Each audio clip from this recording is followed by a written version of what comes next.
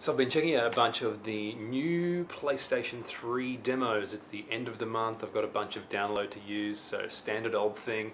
Got to use it somehow. So I've been checking out a bunch of them, and one that really took my liking was The Force Unleashed 2, the new Star Wars game.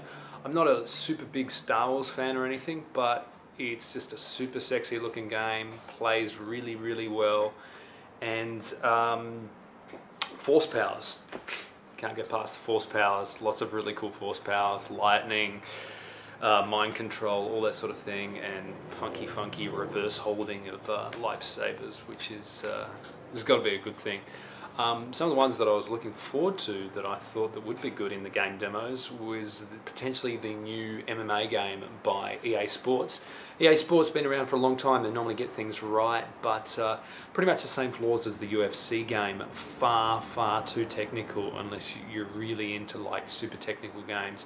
Learning the moves, not a button basher at all. I mean, I like a game with a bit of technique and learning moves, you know, your classic Street Fighters and your fatalities and stuff on Mortal Kombat, all those sorts of days, but far too technical. It's a real effort to play the game. So that was a little bit of a letdown. It's a little more nimble than UFC, which was very sluggish, but yeah, unless you want to put the time in, not really worth it. Other than that, there was a really good simple game called Skyfighters, a little side-scrolling thing where you got your little machine gun and your bombs and all that sort of thing.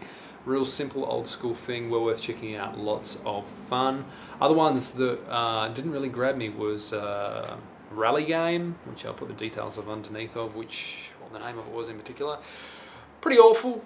Other than that, what else was good or no good? Kung Fu Rider.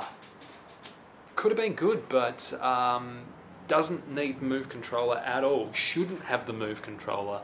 Far too uncontrollable with the move controller.